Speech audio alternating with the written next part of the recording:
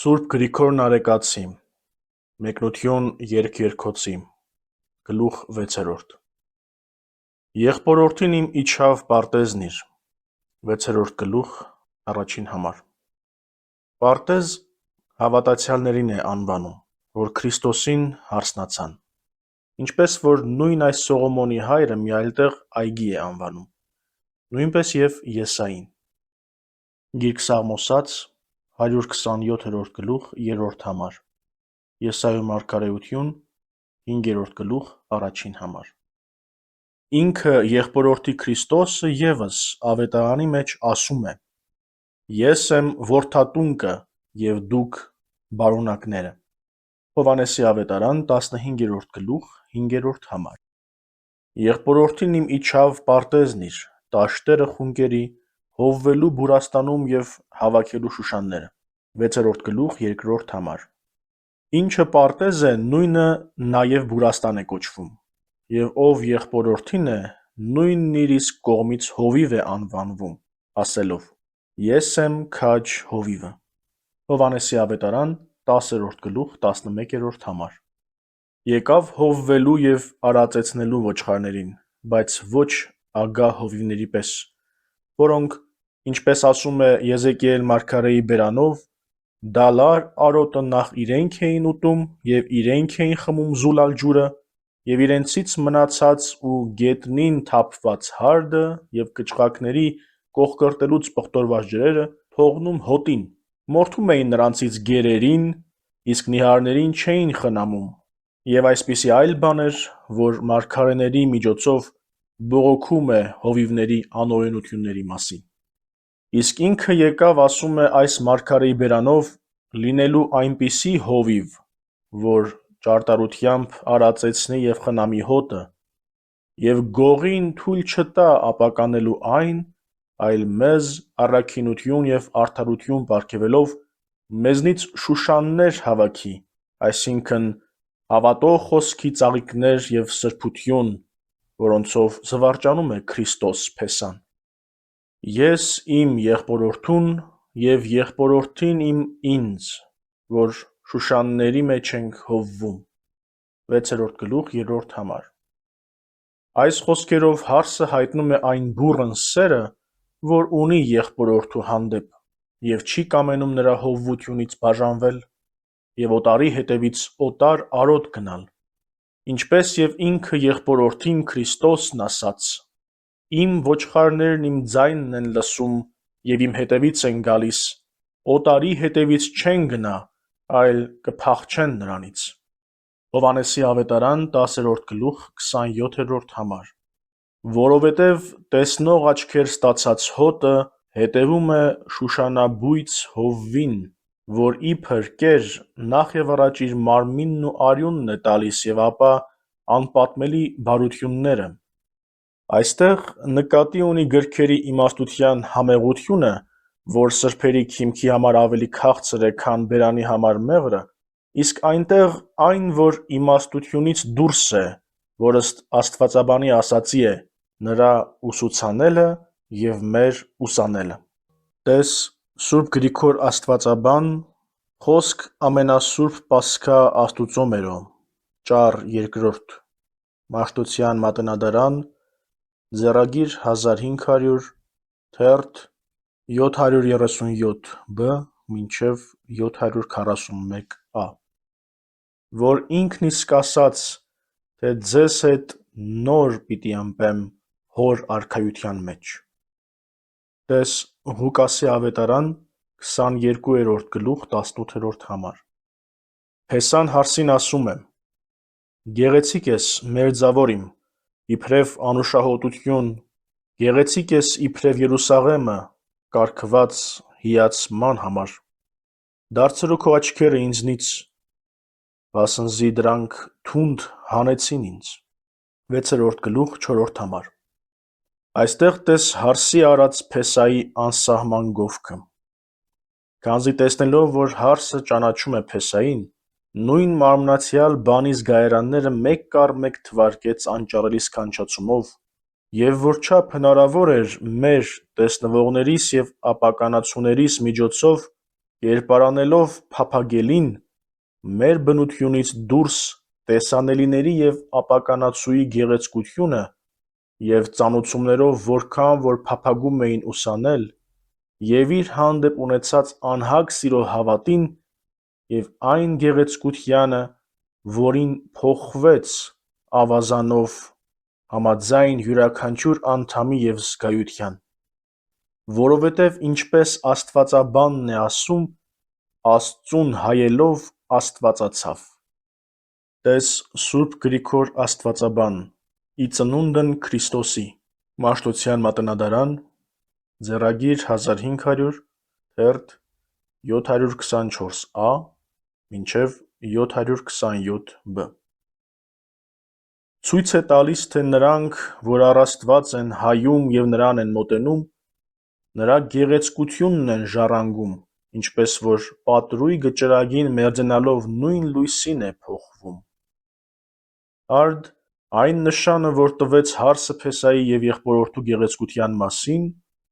նույնը Փեսան է ձևակերպում հարսի մասին, ասելով. «Գեղեցիկ ես, մերձավոր իմ, իբրև անուշահոտություն»։ Տես, Քրիստոս Փեսային մերձավոր լինելու պատճառով հարսը գեղեցկացավ անուշահոտության պես։ Ինչպես որ մեկը անուշահոտին մերձենալիս անուշահոտում է, այնպես էլ ով որ առ Աստված մերձենա, կաստվածանա։ Գեղեցիկ ես Երուսաղեմի պես, որովհետև բնակարան եղավ գեղեցիկ Փեսային, ինչպես երկինքը և վերին Երուսաղեմը հիացումի համար ես։ Այսինքն թե դու եղար, որպեսզի հիանան քեզնով։ Քանզի տեսնելով ինձ մերձենալուց առաջ ունեցած մեղքերի սևությունից այնպիսի սքանչելատեսիլ գեղեցիկ անբծության փոխվելդ, միանգամայն հիանում եմ։ Նաև հրեշտակներն են հիանում, ինչպես Տերն իսկ հիացավ հարյուրապետի հավատով և ասաց.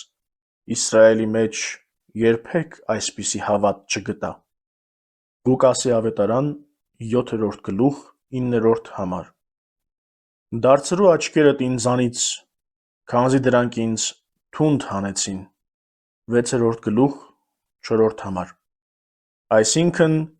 ինձ նայող աչքերիդ հստակատեսությունը և ստուգատեսությունը, որ իմացար իմ տնօրինական գեղեցկությունը, որ տկար և հողեղեն բնությունից եղա,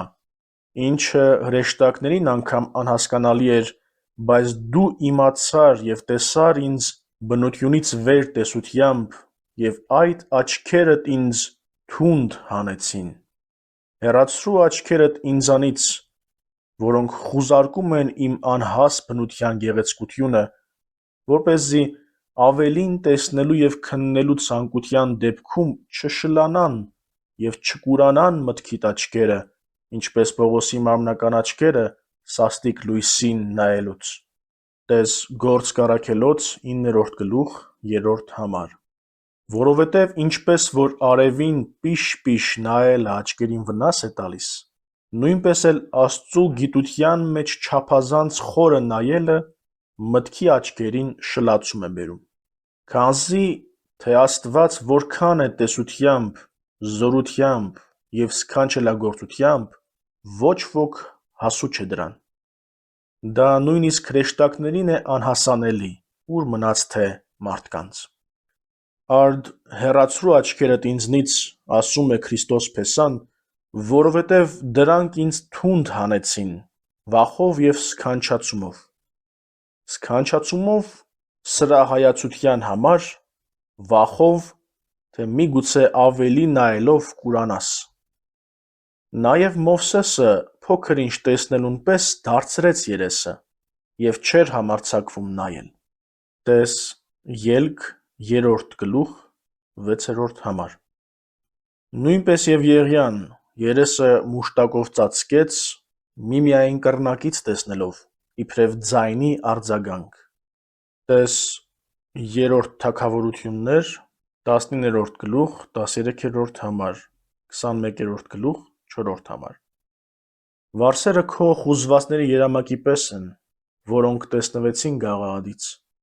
Ատամներդ խուզվածների երամակի պես են, որոնք լվացարանից են ելնում։ 6-րդ գլուխ, 6-րդ համար։ Վարսերը հպվելով Փեսայի մազին, որ մեզ համար սևացավ և մերն իր վրա առավ այն, որ մեղք չգիտեր, մեզ համար մեղք դարձավ, որպեսզի մենք նրանով արդարություն գտնենք։ Եվ արդարացանք ճերմակելով ավազանի մկրտությամբ ու լվացմամբ, գաղաղադից երամակվող Քրիստոսին հարսնացած հավատացյալների բազմությամբ։ Նույնպես և կենաց բանի մանրող ատամները խուզված երամակների պես, որոնք ելնում են հոգևոր ջրի լվացարանից, որ լվանում և մաքրում է մաքրված ոչխարներից առավել։ Ամենքն էլ երկվորյակ են, և մեջներն ստերջ չկար։ Հավատացյալների երամակների այս լվացարանի մասին նախապես նաև Եսային է վկայում. «Ուրախ եղիր, ամուլ, որ չէիր ծնում, գոչիր և աղաղակիր, որ չէիր երգնում, որովհետև որբևայրիների զավակները շատ ավելի են, քան այր ունեցող կանանց»։ Եսայի մարգարեություն 54-րդ գլուխ, 1 համար։ Սրանով գուշակում է, թե որքան բազմածնունդ է հեթանոսությունից հրաժարվող հավատացյալների բազմությունը ուղիղ վարքի մեջ։ Ինչպես որ մի տեղ Եսայի մարգարեն Տիրոջ բերանով վերաձայնելով հարցնում է. «Ո՞վ են սրանք, որ թռչում են ամպերի նման և աղավնիների նման ձագախառն երամով գալիս են դեպի ինձ»։ Եսայի մարգարեություն 60-րդ գլուխ, 8-րդ համար։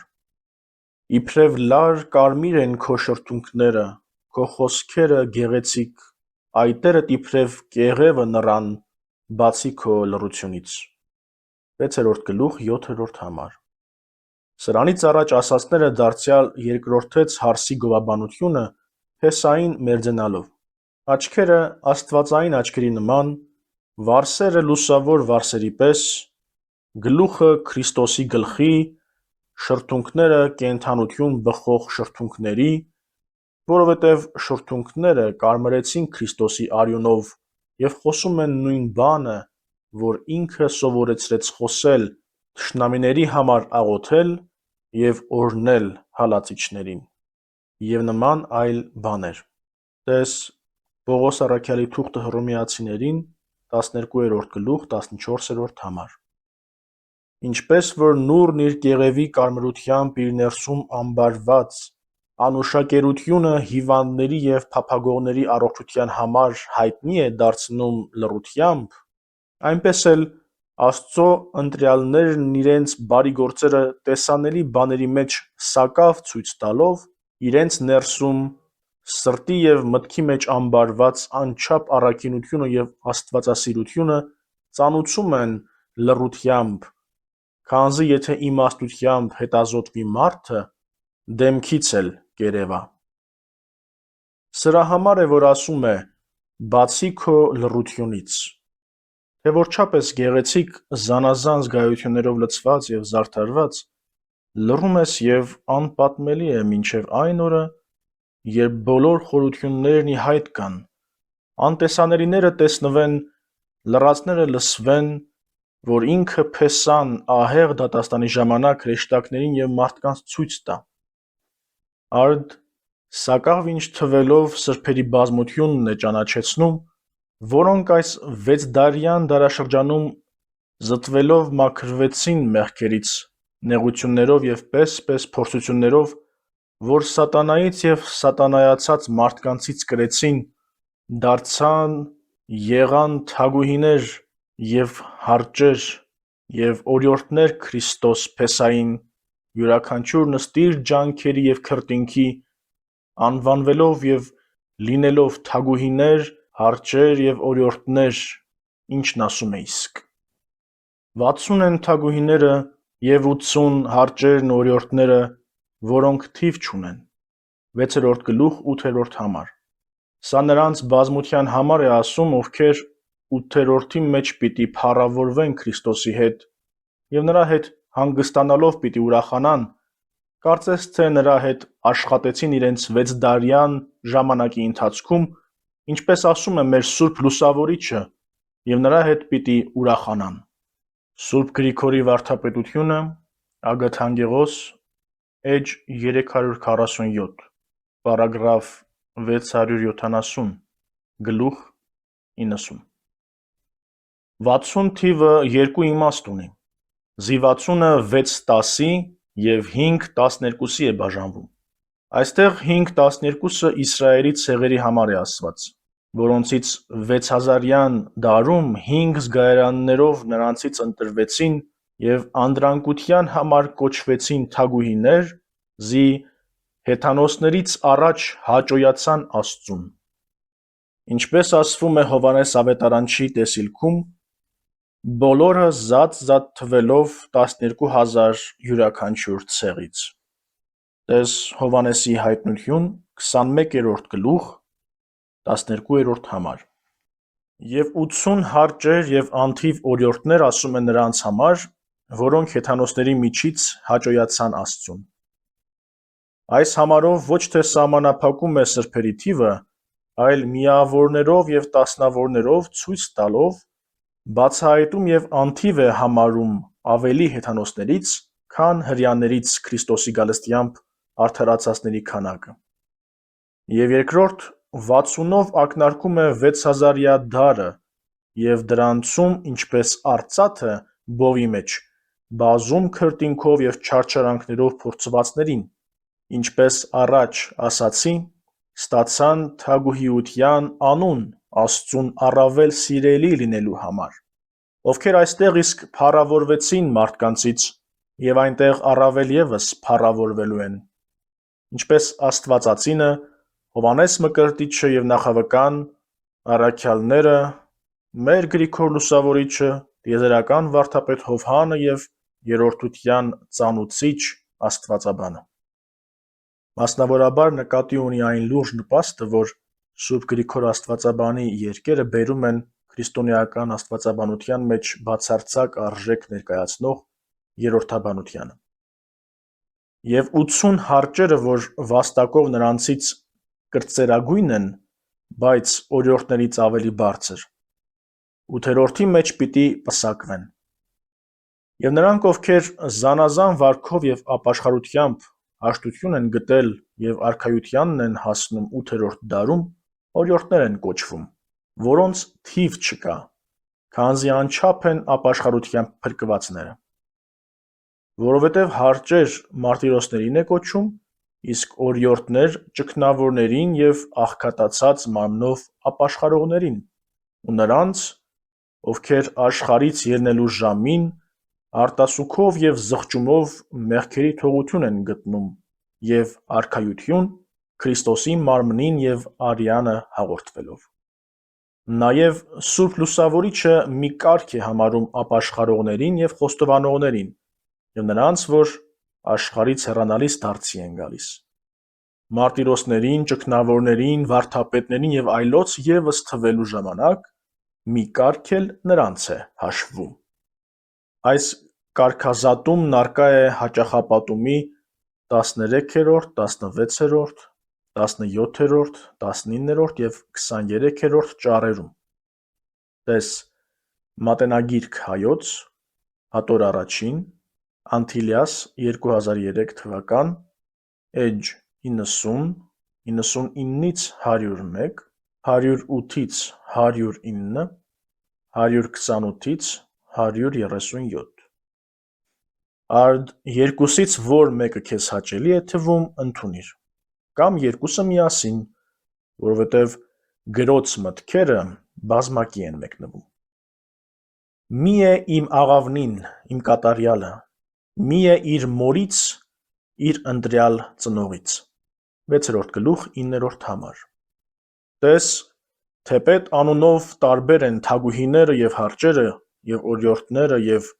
անունների համեմատ նաև փառքը, բայց ըստ ավազանի և ըստ խոստովանության արտասուքների մեկ են, լինելով մայր եկեղեցու աղավնիները և Սուրբ Հոգու ծնողի որդիները լինելով։ Սրա համար է ասում.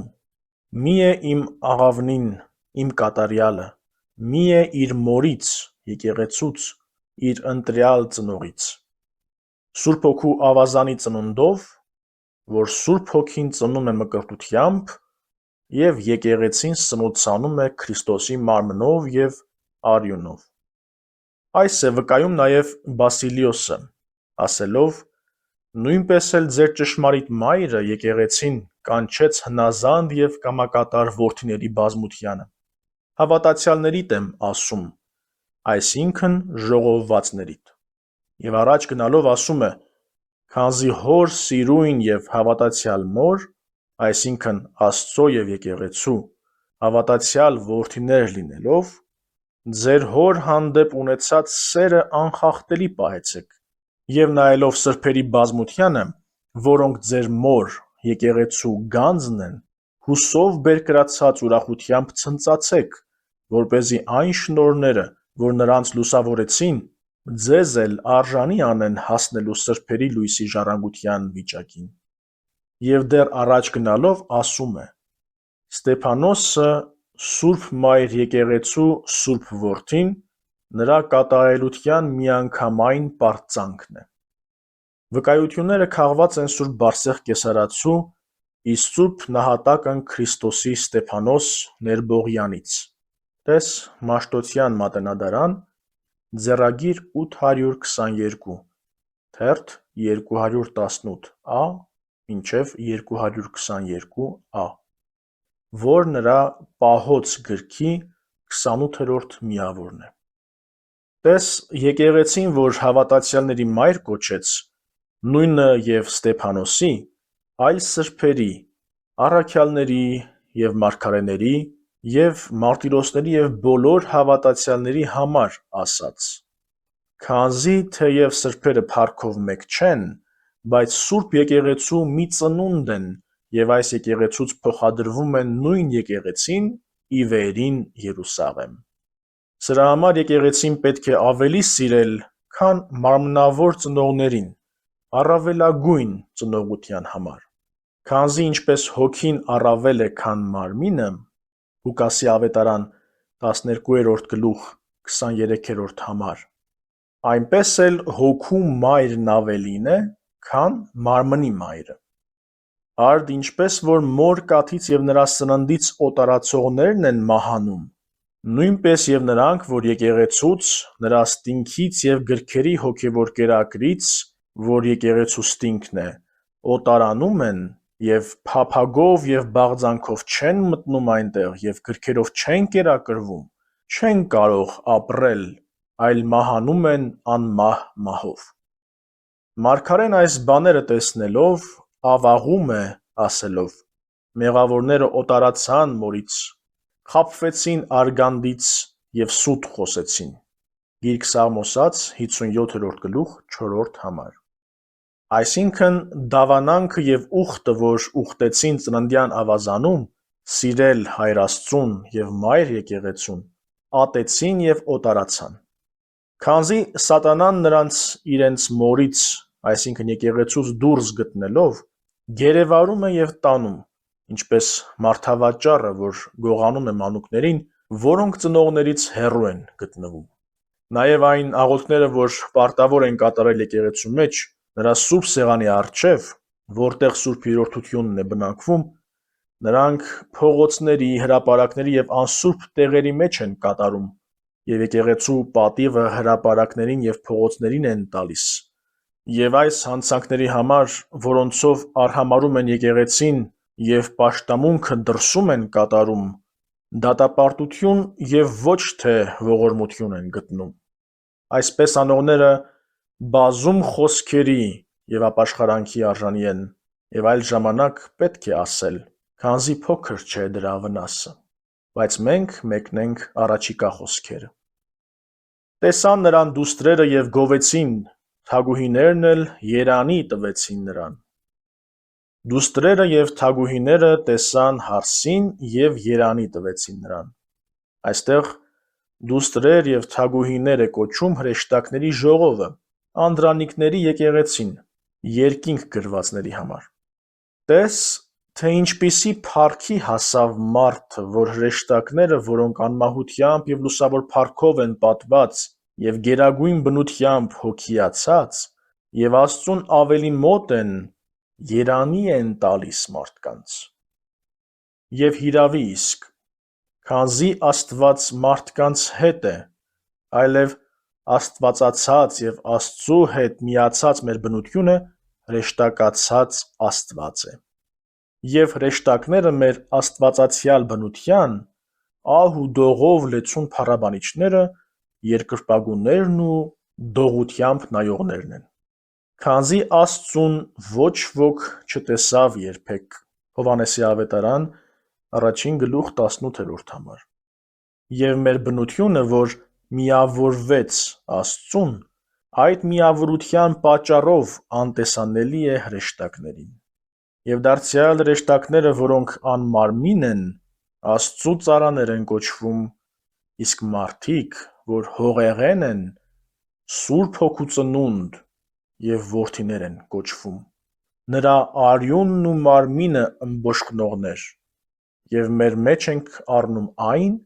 որին նրանք չեն համարձակվում մերձենալ և ոչ էլ կարողանում են նայել։ Ուրեմն հիրավի կարոտում են մեզ հրեշտակները, նաև նախանձում են մեր այնչափ պարգևներին, որ տրվեցին մեզ Փեսայից։ Ինչպես Տերն է ասում ավետարանում առակավոր ձևով, անդրանիկ որդու, այսինքն հրեշտակների խոսքով. Այս քանի տարի է, որ ծառայում եմ քեզ, և երբեք պատվիրաններիդ դեմ չգործեցի, մի ուլ անգամ երբեք չտվեցիր ինձ, որպեսզի բարեկամներիս հետ ուրախանամ, և դրան, որ քո ունեցածդ պոռնիկների հետ կերավ, պարարտ եզը մորթեցիր։ Ղուկասի ավետարան 15:30 Այսինքն Աստծո որդու մարմինը, որ մեզանից առավ։ Նույնիսկ մեր սպասավորները մեզանից վեր դասվեցին, ինչպես ասում է առաքյալը. ոչ բոլոր հոգիներն են առաքվում սպասավորելու նրանց, ովքեր փրկությունը պիտի ժառանգեն։ Պողոս առաքյալի թուղթը Եբրայեցիներին 1:14 Արդ դուստրերը և թագուհիները հարսին երանի տալով ասում են. Ո՞վ է սա, որ երևում է իբրև առավոտ գեղեցիկ, իբրև լուսինը ընտիր, իբրև արեգակը հիացումի համար կարգված։ 6:10 Եվ արդարև հիացմունք է բնությունից լինել առավոտի, լուսնի և արևի պես, հրեշտակների հիացումի համար կարգված։ Այս և Տերն է վկայում ասելով. այն ժամանակ արդարները պիտի ծագեն արևի նման երկնքի արքայության մեջ։ Մատթեոսի ավետարան 13:43 Մանավանդ որ արդարները արեգակից առավել պիտի ծագեն, բայց քանի որ երկրի վրա չկա սրանցից ավելի պայծառագույնը, այդ պատճառով այս կերպ են գովվում արդարները։ Փեսան հարսին ասում է. ընկուզենիների պարտեզն իջա նայելու ձորի կանաչությանը, տեսնելու, թե ծաղկած է նոճին, ծաղկած է որդատունկը, ծաղկած են նռնենիները։ 6:11 Այս բանը պետք է հույժ քննվի, զի ընկուզենիների պարտեզ ասաց հարսին, և այլ բերքերի ծաղիկներն ուզեց տեսնել, և ոչ պարտեզը որդատունկի, նոճու և նռնենու։ Արդ ըստիս, այստեղ ընկուզենիների պարտեզ երկրի համար է ասված, և սրա մեջ բնակվող մարդկանց ընկույզ է կոչում, որովհետև ընկույզը երկու բնություն ունի. մեկը կեղևը, որ ունի փայտի բնություն, և մյուսը ներսի պարարտությունը, քանզի հոգին ևս, որ պարարտ է զորությամբ, շրջապատված է մարմնով, բայց եթե միաբանում են արդարության մեջ, իրար հակառակ չեն լինում, ինչպես առաքյալն է ասում, թե մարմինը ցանկանում է հակառակ հոգու, և հոգին հակառակ մարմնի, և քանի որ սրանք իրար հակառակ են, ուստի ինչ կամենաք, այն մի արեք։ Պողոս առաքյալի թուղթը Գաղատացիներին 5:17 Արդ, եթե հակառակները դարձյալ միաբան գտնվեն իրար հետ, հոգու վտակները խմելով կլինեն ծաղկաբեր բույսեր և վայելչաբար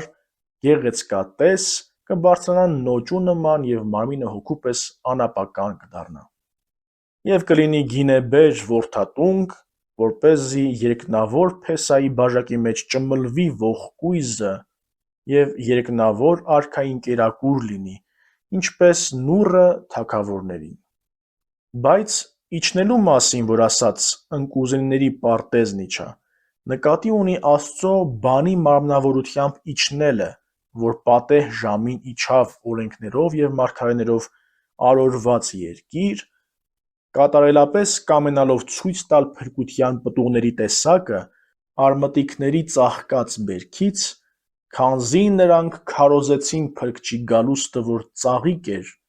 և երբ գալստյան ժամանակի նշանը գա, միածին Աստծու տնօրինությամբ պիտի ժողովվի այգու պտուղը, ինչպես առակով ասված է ավետարանի մեջ։